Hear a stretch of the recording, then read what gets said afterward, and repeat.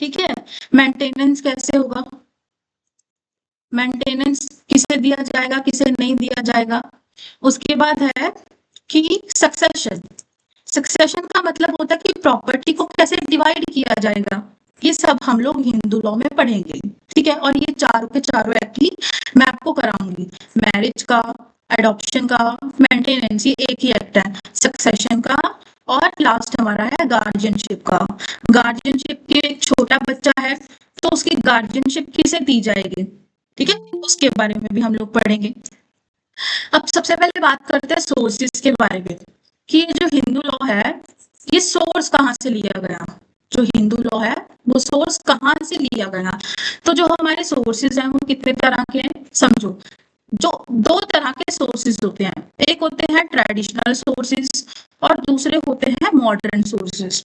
तो traditional sources मतलब कि पुराने सोर्सेज, मॉडर्न का मतलब क्या है कि आज के टाइम पे हम किसे फॉलो करते हैं, वो मॉडर्न सोर्सेज हो जाएंगे। तो ट्रेडिशनल में आते हैं चार, ठीक है। सबसे पहले आता है श्रुति, सबसे पहले नंबर 1 पे कौन आएगा, श्रुति। दूसरे पे आएगा स्मृति, थर्ड पे आएगा कमेंट्री और डाइजेस्ट, और फोर्थ पे आएगा कस्टम, ठीक है। अब ये श्रुति का मतलब क्या है, अब आप अभी सब कुछ भूल जाओ, अभी हिंदू लॉ अभी हम स्टार्ट नहीं कर, अभी हम सिर्फ सोर्सेज के बारे में पढ़ेंगे कि हिंदू लॉ हमने बनाया, ठीक है। हिंदू लॉ बनाया तो है, लेकिन लिया कहाँ से गया। तो देखो सबसे पहला क्या है, श्रुति। श्रुति का मतलब क्या होता है कि जैसे आपको पता है कि पुराने समय में काफी सारे वो होते थे ऋषि मुनि, ठीक है। अब वो क्या करते थे कि बड़े बड़े जो वो होते हैं जैसे ग्रंथ, रिलीजियस जो बुक्स होती है, जैसे रामायण हो गई, ठीक है, और काफी सारी होती है, तो उसे रीड करते थे। और जैसे एक गांव है, ठीक है, एक गांव में क्या करते थे, वो उसे सुनाते थे। जैसे हमारा टीचर होता है, जो हमारा टीचर होता है वो हमें बुक से पढ़ के समझाता है, बताता है कि आपको ऐसे ऐसे करना है। तो उस टाइम पे, श्रुति के टाइम पे भी ऐसा ही होता था कि जो ऋषि मुनि होते थे ना पुराने समय पे, वो क्या करते थे, वो सुनाते थे कि ये बड़े बड़े ग्रंथ पढ़ के, अच्छी अच्छी बातें पढ़ के, कि कभी झूठ नहीं बोलना चाहिए, चोरी नहीं करनी चाहिए, ऐसी चीजें क्या करते थे, सुनाते थे लोगों को। जैसे लोगों का एक ग्रुप बिठा लिया और उन्हें जो ऋषि मुनि होते थे वो सुनाते थे। अब आपने जो पुरानी उसमें मूवीज होंगी उसमें भी देखा होगा कि ऋषि मुनि यही काम तो करते थे। फिर ये बोलते कि यहाँ से क्या आया, समृद्धि, ठीक है। समृद्धि का मतलब क्या, कि बोलना, ठीक है। और आपने क्या कर लिया, सुन लिया। मतलब ऋषि मुनि क्या करते थे, बोलते थे और आप सुनते थे सिर्फ। ये पहला सोर्स है। दूसरा सोर्स क्या है, स्मृति। अब पहला हम क्या करते हैं, स्मृति के बारे में थोड़ा डिटेल में समझते हैं। श्रुति के बारे में देखो, श्रुति का मतलब क्या है, ये वर्ड आपको आना चाहिए। श्रुति का मतलब क्या होता है, व्हाट इज हियर, कि क्या सुना आपने, क्या सुना। तो इसका मतलब क्या है, व्हाट इज हियर, क्या सुन लिया भाई आपने। तो ये कहना चाह रहा है कि श्रुति, कि जैसे ऋषि मुनि क्या करते थे, बोलते थे कि अच्छे अच्छे बातें बताते थे, तो वही है कि आपने उसे सुना। And it is believed to contain the very words of deity revealed to the sex. Sex का मतलब क्या होता है, ऋषि मुनि, ये वर्ड याद रखना, ठीक है। It is believed that rishis और सेक्स directly communicate with the God. ऐसा माना जाता था। देखो अभी ये मैं अपनी तरफ से नहीं बोल रही, ऐसा बुक्स में लिखा है। क्या लिखा गया है कि जो ये ऋषि मुनि होते थे ये क्या करते थे, ये डायरेक्टली कम्युनिकेट करते थे गॉड के साथ। और जैसा भगवान इन्हें सिखाते थे, जैसे वो रामायण पढ़ना, ये सारी चीजें पढ़ना, तो वो लर्न करते थे और उनके पास नॉलेज होती थी। इसी वजह से फिर वो क्या करते थे, आगे लोगों को प्रचार करते थे कि भाई ऐसे नहीं, ऐसा करना चाहिए, सॉरी, ठीक है। तो उसके बाद क्या है, ये चार तरह के वेद आपको पता होंगे अगर आप आर्ट्स के स्टूडेंट हो। तो ऋग्वेद, सामवेद, यजुर्वेद और अथर्ववेद। अभी आपको सिर्फ इतना याद रखना है कि ऋग्वेद सबसे पुराना पहले नंबर पे, दूसरा क्या है साम, तीसरा क्या है यजुर्वेद, और जो अथर्ववेद है वो सबसे लास्ट में आया था। और यजुर्वेद के काफी टाइम के बाद आया था, ठीक है। लेकिन ये टाइम पीरियड हमें इसमें याद नहीं रखना है। हम लोग हिस्ट्री नहीं पढ़ रहे कि आप एक एक चीज का वो ईयर याद रखोगे, ऐसा नहीं करना है। ये सिर्फ नॉलेज के लिए कि अब अभी जब हम हिंदू लॉ पढ़ रहे हैं तो करना किस तरह से है, ठीक है। उसके बाद समझो कि अब ये बिल्कुल क्लियर हुआ ना कि इसमें करना क्या है। हैंड रेस करके बताओ कि श्रुति का मतलब पता चला कि सुनना, ठीक है। और ये वर्ड डराइव हुआ था SRU शुरू से, और इसका नाम क्या पड़ गया, श्रुति पड़ गया, ठीक है। अब क्लियर है तो हैंड रेस करके बता दो। अगर कोई डाउट है तो माइक ऑन करके पूछ लो। हाँ, समझे ना। अब दूसरा क्या है, स्मृति। अब देखो ये नोट्स में मेरे को थोड़ा वो करना है, एड ऑन करनी है काफी सारी चीजें, ठीक है। तो अब स्मृति देखो, श्रुति में बस आपको मेन चीज यही याद करनी है, और ना ही इसका कोई प्री में क्वेश्चन आता है।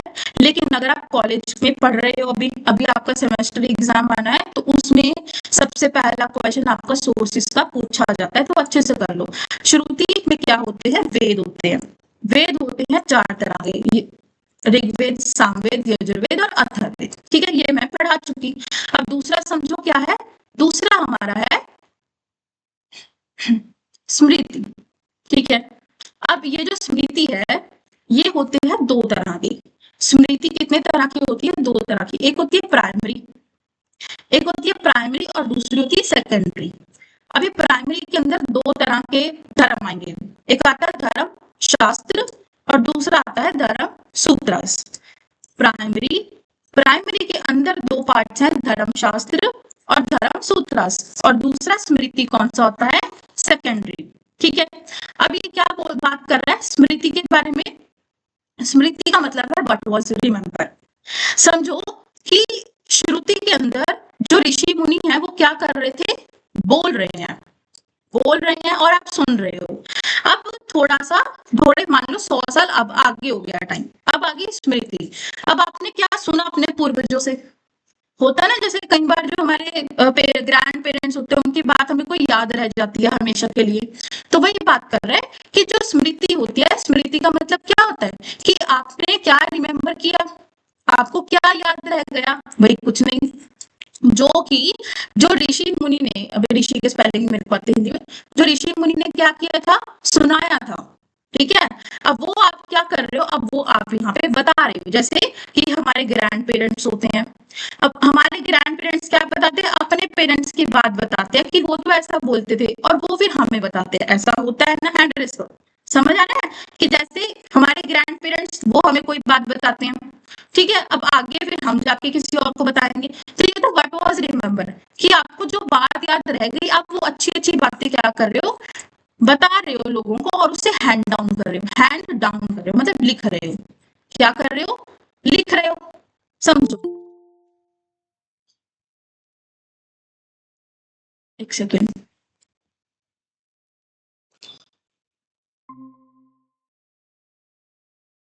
ठीक है। आप स्मृति का मतलब क्या समझे कि आप उसे हैंड डाउन कर रहे हो। पहले आपने सुन लिया और स्मृति के अंदर आप क्या कर रहे हो, हैंड डाउन कर रहे हो, उसे लिख रहे हो। अब आपको पता है कि जैसे जो ऋषि मुनि होते थे वो सुनाते थे, ठीक है। सारी बातें बताते थे कि आपको झूठ नहीं बोलना है, ऐसे काम करना है, वैसे काम करना है। और आगे जाके क्या हुआ, उन्हीं कुछ लोगों ने क्या करना स्टार्ट किया, उसे लिखना स्टार्ट कर दिया, मतलब एक बुक बना दी। एक तरह से क्या बना दिया, लॉ बना दिया। समझ रहे हो, क्या बना दिया, लॉ बना दिया, ठीक है। तो यहाँ पे वही है कि आपने क्या रिमेंबर किया, what was remembered. So it is believed to be that recollection of rishis, कि जो फर्स्ट पॉइंट में जो ऋषिस क्या कर रहे थे, बोल के बता रहे थे अच्छी अच्छी बातें, वो अब आप क्या कर रहे हो, अब आप वो हैंड डाउन लिख कर बता रहे हो। तो वो एक सोर्स हो गया।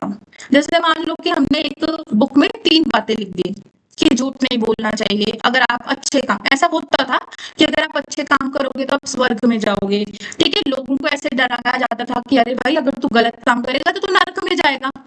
ऐसी बातें पहले लिख दी जाती थी कि भाई अगर ऐसा करोगे तो ऐसा हो, ठीक है। तो ये होता है स्मृति। अभी सिर्फ मैंने 2 ही चीजें बताई, श्रुति और स्मृति। तो सिर्फ इतना याद कर लो कि जो श्रुति होती है, श्रुति में आते हैं 4 तरह के वेद।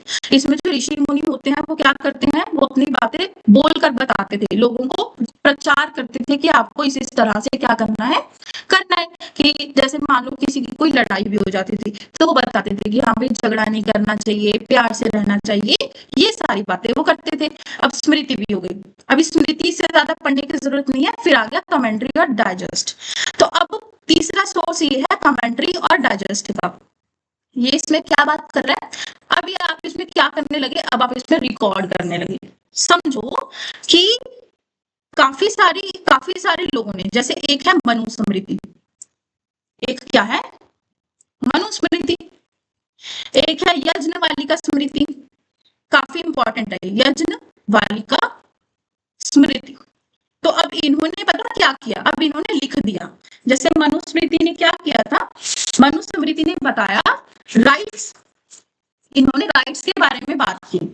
ठीक है, इन्होंने क्या कहा कि भाई लोगों को, जैसे आपको पता है कि पहले के टाइम पे क्या होता था, ब्राह्मण्स वो सबसे अपर कास्ट होती थी, और एक होते थे शूद्रास जो जिसे सबसे लोअर कास्ट माना जाता था। तो इन्होंने क्या कहा, इसने राइट दिए ब्राह्मण्स। मनुस्मृति मतलब एक बुक, इस बुक के अंदर लिख दिया गया कि राइट दिया जा रहा है किसे, ब्राह्मण्स को। ठीक है, और प्लस ब्राह्मण्स के साथ किसे दिया जा रहा है, वुमेन को राइट दिया जा रहा है, लड़कियों। ठीक है, जैसे पढ़ने का अधिकार दे दिया, ये सारी चीजें। अब दूसरा क्या है, मनुस्मृति हो गई, दूसरी है हमारी यज्ञवालिका स्मृति। तो यज्ञवालिका स्मृति में क्या कहा गया, इसमें ये बोल रहे हैं कि ये किसने लिखी थी, ये लिखी थी बुद्धा पीरियड के टाइम पे, और इसके नाम हमें याद करने की जरूरत नहीं है, यज्ञवालिका स्मृति। अब इसमें ये क्या बोल रहा है, इसने राइट किसे दिए, इसने राइट दिए शूद्रास को। प्लस जो जैसे कि जो SC/STs होते हैं, जो लोअर कास्ट के लोग माने जाते थे उस टाइम पे, उन्हें क्या दिए, राइट दे दिए। अब यज्ञवालिका स्मृति लिखी गई, मतलब एक बुक बनाई गई, उस बुक के अंदर लिख दिया गया कि यहाँ पर शूद्रास को क्या दिए जाएंगे, राइट दिए जाएंगे। साथ में इसने क्या दिया, इसने वुमेन को भी राइट दिए। अब समझो, अब हमने क्या बात की, हमने दो चीजों के बारे में बात की। अभी हम लोग स्मृति पढ़ रहे थे, अभी कमेंट्री बाद में पढ़ेंगे। अब मैं आपको दो चीजों के बारे में बता रही हूँ, एक मनु के बारे में, एक मनुस्मृति और एक यज्ञवालिका स्मृति। तो ये क्या अभी यहाँ पे कॉन्ट्राडिक्शन होना स्टार्ट हो गया। देखो मुश्किल कोई नहीं है, मनुस्मृति ने क्या कर दिया, ब्राह्मण को राइट दिए, जो चलो भी सही है। अब यज्ञवालिका स्मृति ने शूद्रास को राइट दे दिए, इसने वुमेन को राइट दिए, जो कि अच्छी बात है, इसने भी वुमेन को राइट दिए। अब कॉन्ट्राडिक्शन है ना कहाँ स्टार्ट हुआ, जो ब्राह्मण लोग थे वो मनु को फॉलो करने लगे, शूद्राज लोग यज्ञवालिका स्मृति को फॉलो करने लगे। मतलब कि हर इंसान अपने हिसाब से अलग अलग चीजों को फॉलो कर रहा है। ठीक है, अब एक ऐसी स्मृति भी है जहां पर जैसे नारद स्मृति, मेरा नाम याद नहीं आ रहा था, एक नारद स्मृति है जिसके अंदर क्या दिया गया, जिसके अंदर रीमैरिज का, कि अगर किसी लड़की की क्या हो गई, वो विडो हो गई, उसके हस्बैंड की डेथ हो गई, तो वो रीमैरिज कर सकती है, वो नारद स्मृति में लिखा गया। अब ये सब क्या होने लगा, कॉन्ट्राडिक्ट होने लगा, तो काफी सारे लोगों को प्रॉब्लम फेस करनी पड़ी इस स्मृति से। इस वजह से उन्होंने क्या किया, फिर बाद में कमेंट्री और डाइजेस्ट बनाया, मतलब कि कॉमन लॉ बनाया सारे लोगों के लिए, जो अच्छी अच्छी चीज थी, जैसे वुमेन को राइट देना। ठीक है, और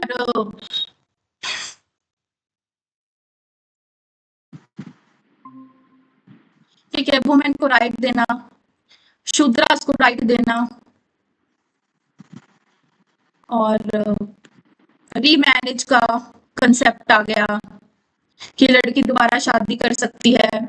और यहाँ पे ये भी कहा गया कि पर्दा सिस्टम को क्या कर दिया जाए, हटा दिया जाए, क्योंकि पहले के टाइम पे पर्दा सिस्टम होता था, तो इसे क्या कर दिया जाए, हटा दिया जाए। तो ये काफी अच्छी अच्छी बातें उन्होंने क्या कर दी, एक बुक में लिख दी।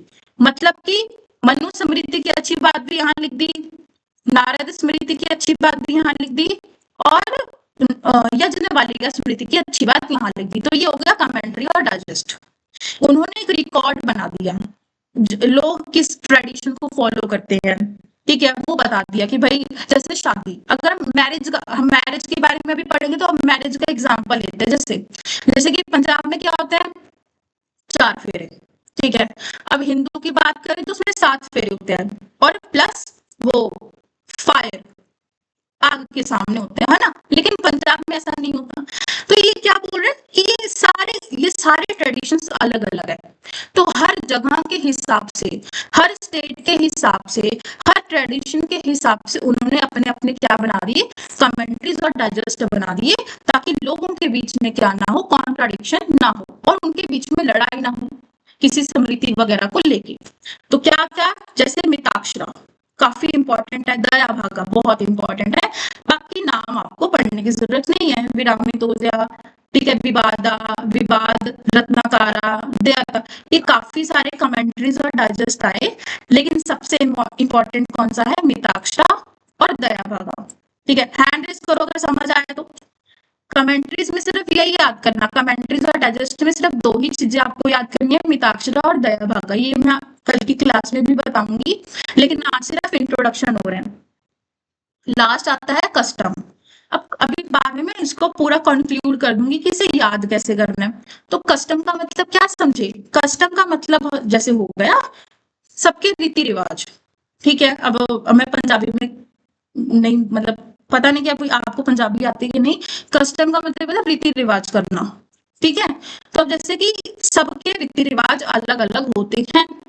जैसे एग्जांपल ले लो, जैसे भैया दूज, हमारे यहाँ भैया दूज नहीं मनाते, लेकिन अगर हम हरियाणा में जाएंगे या किसी और स्टेट में, बिहार में, तो वहाँ भैया दूज मनाई जाती है। ठीक है, हमारे यहाँ रखड़ियां मनाई जाती हैं, जैसे रक्षाबंधन। ठीक है, तो ये सबके अपने अपने कस्टम्स होते हैं। लेकिन याद रखना, ये जो कस्टम है, ये कस्टम लॉ कब बनेगा, कब बनेगा ये, जब long period of time, long period of time, जब काफी सारे साल हो जाएंगे उस पर्टिकुलर कस्टम को फॉलो करते हुए, तो वो लॉ बन गया। जैसे शादी, अब आप शादी का कंसेप्ट देखो कि शादी कितने सालों से चली आ रही है, काफी पुराने, बहुत पुराने समय से शादी का जो रिवाज है वो चला आ रहा है।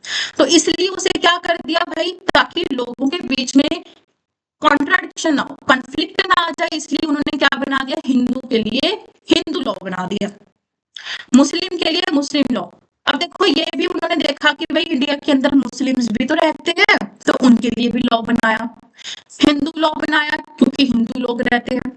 तो कस्टम का मतलब क्या, कस्टम एक ट्रेडिशन, प्रैक्टिस होती है, या फिर एक ऐसा रूल होता है जो पर्टिकुलर ग्रुप ऑफ पीपल क्या करते हैं, फॉलो करते हैं। और इसके अंदर ये क्या करते हैं, काफी लॉन्ग पीरियड ऑफ टाइम के लिए आप क्या कर रहे हो, इसे फॉलो कर रहे हो, तो ये कस्टम बन जाएगा।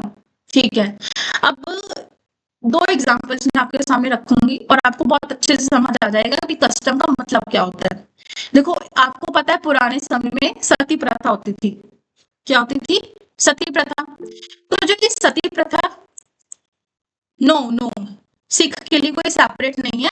जब हम हिंदू लॉ के अंदर हिंदू मैरिज एक्ट पढ़ेंगे, तो उसके अंदर लिखा गया है कि हिंदू कौन है, और हिंदू लॉ के अंदर सिर्फ कौन कौन आते हैं मैं बता देती हूँ। हिंदू लॉ के अंदर एक तो हिंदू आएगा, एक सिख आएगा, जैन और बुद्ध।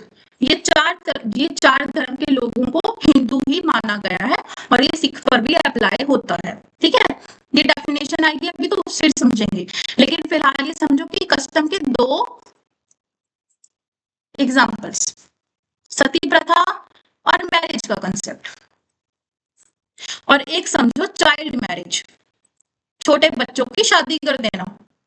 ठीक है, सती प्रथा में क्या होता था कि हस्बैंड की अगर डेथ हो गई तो वाइफ को जिंदा जला दो उसके साथ, ये भी तो एक कस्टम था। हैंड रेस करो, कस्टम था ना ये भी, कितने सारे लोग, हिंदू लोग सबसे ज्यादा इसको फॉलो करते थे, ये भी एक कस्टम था। मैरिज, शादी कितने सालों से चली आ रही है, ये भी एक कस्टम है। चाइल्ड मैरिज, पहले के टाइम पे चाइल्ड मैरिज होती थी, ये भी तो एक कस्टम था। लेकिन आप समझो कि ये जो सती प्रथा है, इसे लॉ क्यों नहीं बनाया, क्योंकि ये वायलेशन कर रहा है भाई, क्या कर रहा है, वायलेशन कर रहा है, लोग मतलब आप किसी की जान नहीं ले सकते। ये अंधविश्वास है कि भाई आप अगर किसी के हस्बैंड की डेथ हो गई तो आप उसे भी साथ में जला दो। इसलिए ये लॉ नहीं बना। याद कर लो, आज मैं याद करा रही हूँ, सती प्रथा लॉ क्यों नहीं बना, क्योंकि वो वॉयलेटिव था। आप किसी को नहीं मार सकते। मैरिज मैरिज एक वैलिड कस्टम है। ये जो सती प्रथा है वो वैलिड कस्टम नहीं था, वो वॉइड कस्टम था, इसलिए वो लॉ नहीं बना। जो मैरिज है वो एक वैलिड कस्टम है, इसलिए उसका एक लॉ बना दिया गया सेपरेट। समझे? अब चाइल्ड मैरिज का मैं आपको कंसेप्ट बताती हूँ कि जो चाइल्ड मैरिज है वो आप नहीं कर सकते, क्योंकि एज बता दी गई ना, 21 साल लड़कों की और 18 साल लड़कियों की।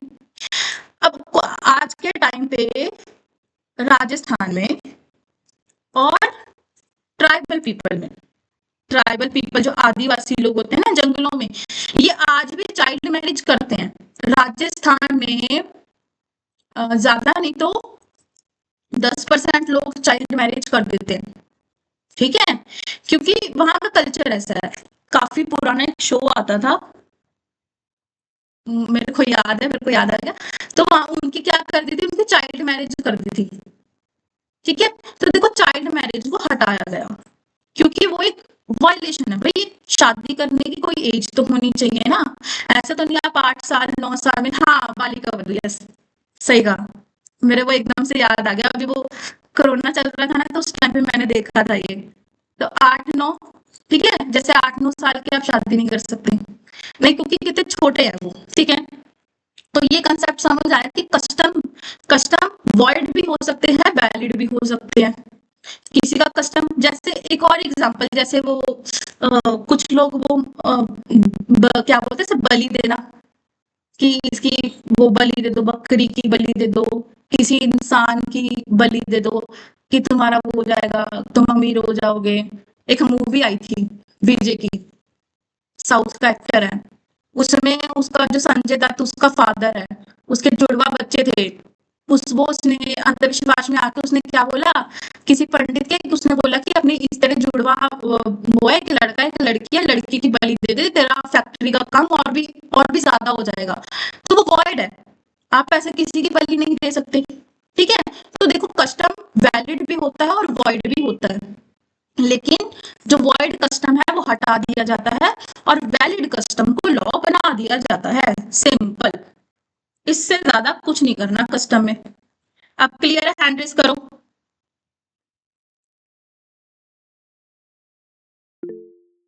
अब देखो, केस है एक कृपाल सिंह वर्सेस बच्चन सिंह, 1958 का केस है। इसके अंदर ये बात आई कस्टम की। अगर आपने एविडेंस एक्ट पढ़ा तो आपको अच्छे से समझ आएगा। जैसे बर्डन ऑफ प्रूफ, भाई आप बोल रहे हो हाँ, ये तो हमारा कस्टम है, हम तो ऐसे करेंगे। जैसे चाइल्ड मैरिज, आप बोलो ये तो हमारा कस्टम है, हम तो ऐसे करेंगे। चलो चाइल्ड मैरिज भी नहीं, क्योंकि क्या होता है कि इसमें कस्टम वगैरह अलाउ करता है। सती प्रथा, आप बोलो सती प्रथा हमारा कस्टम है, हम तो करेंगे। कहते कि ये बर्डन ऑफ प्रूफ किस पर रहेगा कि आपका कस्टम है। प्रूफ तो करना पड़ेगा ना कोर्ट में कि ये आपका कस्टम है या नहीं है। तो ये बर्डन ऑफ प्रूफ आपके ऊपर ही लाई करेगा।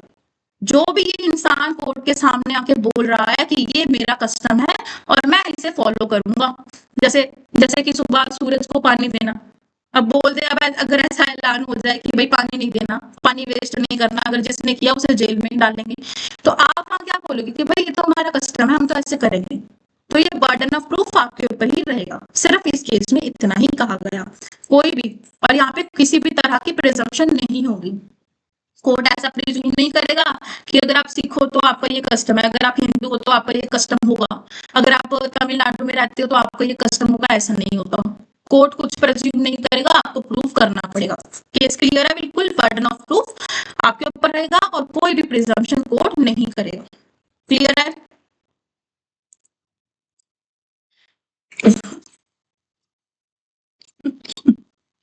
अब है, अब समझो कि कस्टम के एसेंशियल एलिमेंट्स कॉलेज के एग्जाम में भी पूछे जाते हैं, और अगर कभी किस्मत खराब हुई तो जुडिशरी के एग्जाम में भी पूछ लिए जाएंगे। तो कस्टम के क्या एसेंशियल्स हैं? सबसे पहले पुराना होना चाहिए। अगर आपको सती प्रथा को क्या बनाना है, लॉ बनाना है। वैसे तो वो बनेगा नहीं, लेकिन अगर लॉ बनाना है तो वो क्या होना चाहिए, पुराना लॉ होना, एंशियंट होना चाहिए, रीजनेबल होना चाहिए, इमोरल नहीं होना चाहिए, लोगों के खिलाफ नहीं होना चाहिए, किसी के भी खिलाफ नहीं होना चाहिए, उससे उस कस्टम से किसी को भी नुकसान नहीं होना चाहिए, और वो क्या होना चाहिए, कंटिन्यू होना चाहिए 100 सालों तक। ऐसा लिखा है बुक में कि 100 सालों तक क्या होना चाहिए, कंटिन्यू होना चाहिए, क्लियर होना चाहिए भाई। बिल्कुल ऐसा नहीं है कि कभी लोग कुछ लोग उसे किसी तरह से फॉलो कर रहे हैं, कुछ लोग उसे किसी तरह से फॉलो कर रहे हैं, ऐसा नहीं, बिल्कुल क्लियर कट होना चाहिए और लोगों के खिलाफ या लॉ के खिलाफ नहीं होना चाहिए। ये बस आपको इसके पॉइंट्स याद करने हैं। हाँ, क्लियर है। देखो अब ये छोटी सी चीज है, ये भी समझते हैं हम लोग। ये हमारे जो थे एंशियंट जो सोर्सेस थे हमारे, वो हमारे खत्म हो गए। ट्रेडिशनल सोर्सेस 4 तरह के थे, ये अब क्लियर हो गए। सिंपल है कि पहले ऋषि मुनि बोलते थे और उसके बाद स्मृति में लिख दिया गया, कमेंट्री डाइजेस्ट में स्मृति में बहुत ज्यादा कन्फ्लिक्ट आ गया, इसलिए कमेंट्रीज और डाइजेस्ट में उन्होंने क्या कर दिया, अपने हाथों से एक ही लॉ बना दिया, एक ही बुक लिख दी। फिर आ गया कस्टम कि जो लोग फॉलो कर रहे हैं उसी को लॉ बना दो। फिर आ गया मॉडर्न सोर्सेस। मॉडर्न सोर्सेस का मतलब पहला क्या है, जुडिशियल प्रेसिडेंट जो आज के टाइम पे फॉलो होता है। दूसरा क्या है, लेजिस्लेशन। और तीसरा क्या है, equity, justice and good conscience. जैसे कि सबसे पहले क्या है, जुडिशियल डिसीजन। अब मान लो कोई मर्डर का केस आया, ठीक है, अब कोई कुछ भी कर रहा है, तो सबसे पहले कौन आगे आएगा, जुडिशरी सबसे पहले आगे आएगी, कोर्ट, जज। जज क्या करेगा, डिसीजन पास करेगा। क्लियर है। सो मतलब कि decision made by the Indian court in cases involving the Hindu law. अब हम हिंदू लॉ पढ़ रहे हैं तो इसलिए सिर्फ हिंदू लॉ लिखा है, अदरवाइज बीएनएस के अंदर कोई केस आएगा, बीएसए के अंदर कोई केस आएगा, कोई भी केस आएगा तो उसे कोर्ट ही तो डिसाइड करेगा, और कौन करेगा। तो आपको अगर आपको हिंदू लॉ के हिसाब से लिखना है तो हिंदू लॉ का अगर कोई भी केस आया तो आज के टाइम पे कौन देखता है, इंडियन कोर्ट देखते हैं। ठीक है। हाँ, देखो कोर्ट का मतलब ये नहीं कि कुछ भी, कोर्ट का मतलब वो जिसे सरकार ने बनाया है। कोर्ट का मतलब कुछ भी नहीं, कोर्ट का मतलब जिससे सरकार ने बनाया, और वो कंसिस्टेंट होना चाहिए। कंसिस्टेंट का मतलब कि वो जो जैसे फैमिली कोर्ट्स होते हैं, तो वो फैमिली कोर्ट का जज हो और वही फैमिली कोर्ट हिंदू लॉ के केसेस को देख सकता है, तो वो क्या होना चाहिए, कंसिस्टेंटली होना चाहिए। तो ये सिंपल है। दूसरा क्या है, लेजिस्लेशन। लेजिस्लेशन का मतलब क्या समझे, law banana, making a law. ठीक है। कौन लॉ बनाता है, पार्लियामेंट लॉ बनाती है, ये तो सबको पता है भाई, पार्लियामेंट लॉ बनाती है आज के टाइम पे। ठीक है। So legislation is a modern source. ये क्या है, मॉडर्न सोर्स है। It has been an important factor in the development of Hindu law. ये एक डेवलपमेंट फैक्टर है हमारा, बहुत इंपॉर्टेंट फैक्टर है हिंदू लॉ के डेवलपमेंट में। कहते हैं different parts of the country there were different rules and practice. अब आप समझो, ये बताना चाहता है कि देखो हर स्टेट के अंदर, जैसे मैं साउथ की मूवीज ज्यादा देखती हूँ, तो उसमें जो मैरिज होती है कुछ अलग तरीके से होती है। ठीक है, कि वो एक दूसरे के ऊपर वो चावल वगैरह गिराते हैं, वैसा हमारे यहाँ ऐसा नहीं होता है। तो ये बोलते हैं कि कोर्ट एक है, लॉ एक है, हिंदू लोग हैं सब, लेजिस्लेशन लॉ, आप लॉ बना रहे हो।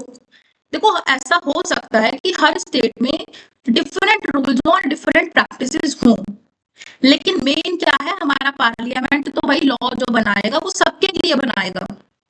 ठीक है, तमिल के लिए भी, पंजाब के लिए भी, हरियाणा, गुजरात, राजस्थान के लिए, सबके लिए सेम बनाएगा क्योंकि वो पार्लियामेंट है।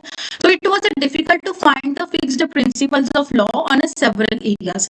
तो कहते भाई बहुत मुश्किल है, अगर हर स्टेट के मैरिज के अकॉर्डिंग उसका लॉ बनाने लगे तो कितना मुश्किल, क्योंकि इंडिया में बहुत ज्यादा डाइवर्सिटी है। आप अगर आप 50 किलोमीटर आगे दूर चले जाओगे तो लैंग्वेज अलग होगी और ट्रेडिशन अलग होगा। ठीक है, पंजाब में भी पंजाबी बहुत तरह की होती है।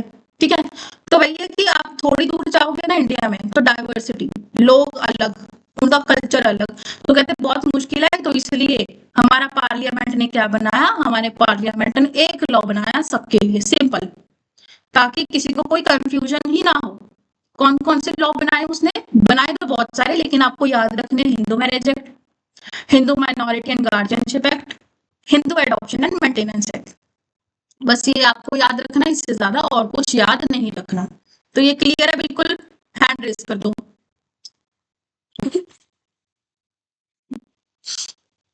लेजिस्लेशन तो बहुत जरूरी है। अब थर्ड कंसेप्ट समझो, जस्टिस, इक्विटी और गुड कंसाइन का। इसका मतलब क्या होता है? हमारे पंजाब में क्या नहीं होता? टीपीए अप्लाई नहीं होता, transfer of property act apply नहीं होता। तो भाई, तो क्या प्रॉपर्टी के लिए कोई भी लॉ नहीं है? समझो कि यहाँ पर है कि जो जज है वो केस देख रहा है अपने दिमाग से, अपने माइंड से। वो किस किस चीज का ध्यान रख रहा है? जस्टिस का, इक्विटी का और गुड कंसाइन, कि किसी को नुकसान ना हो। अगर दोनों पार्टी कोर्ट में आई है तो फायदा हो भाई उनका। तो वो क्या करता है? मान लो प्रॉपर्टी का केस, मैं एग्जांपल दे रही हूँ, जैसे प्रॉपर्टी का केस, अब टीपीए नहीं होता है अप्लाई, क्या करें? लेकिन कुछ तो लॉ होगा ना। जैसे प्रॉपर्टी में हमारे लैंड रेवेन्यू एक्ट आता है पंजाब का, और भी काफी सारे, टैक्सेशन भी आ जाता है, ठीक है, मेरे नाम नहीं याद आ रहे अभी। तो काफी सारे ऐसे लॉ होते हैं जो लैंड से रिलेटेड है, प्रॉपर्टी से रिलेटेड है। तो ये क्या करेंगे? तो जज किससे फॉलो करेंगे? इस कंसेप्ट को फॉलो करेंगे। ये प्रिंसिपल है, आप इसे क्या करोगे? फॉलो करोगे। अगर आपको कोई भी केस देखना है तो आप ये ध्यान रखोगे कि लोगों को जस्टिस मिले, इक्विटी मिले और गुड कंसाइन, किसी का भी नुकसान ना हो। सो it is a legal principal used in India and other legal systems. ये सिर्फ मैं पंजाब की बात नहीं कर रही, पूरे इंडिया की बात कर रही हूँ कि हर कोर्ट क्या करता है, इसे फॉलो करता है, इक्विटी, जस्टिस और गुड कंसाइन को। कि when there is no specific law, जब यहाँ पे कोई स्पेसिफिक लॉ नहीं है, रूल्स नहीं बताए गए ना किसी पर्टिकुलर केस के लिए, जैसे मैंने एग्जांपल दिया ना टीपीए का कि पंजाब में टीपीए अप्लाई नहीं होता, तो कहता है कि अगर कोई स्पेसिफिक लॉ नहीं बनाया गया किसी पर्टिकुलर केस के लिए, पर्टिकुलर जगह के लिए, किसी पर्टिकुलर स्टेट के लिए, तो जज क्या करेगा? जज इसे फॉलो करेगा। वो किस चीज का ध्यान रखेगा? अपार्टमेंट, हाँ, प्रॉपर्टी रेगुलेशन एक्ट, ठीक है। फेयरनेस का ध्यान रखेगा, इम्पार्शियलिटी नहीं करेगा, सबको राइट देगा, अच्छे से डिसीजन पास करेगा ताकि किसी को भी नुकसान ना हो। तो ये हमारे सोर्सेज हो गए कंप्लीट, ठीक है। इसमें मेरे को थोड़ा अभी एडिशन करना है नोट्स में। अभी फिलहाल मैंने इतना आपको पढ़ा दिया है, और जो मनुस्मृति, यज्ञवल्क्य स्मृति मैंने पढ़ाई वो मैंने अभी यहाँ ऐड करनी है। मेरे को याद थी इसलिए मैंने आपको पढ़ा। क्लियर है? इसमें कोई डाउट है तो पूछ लो।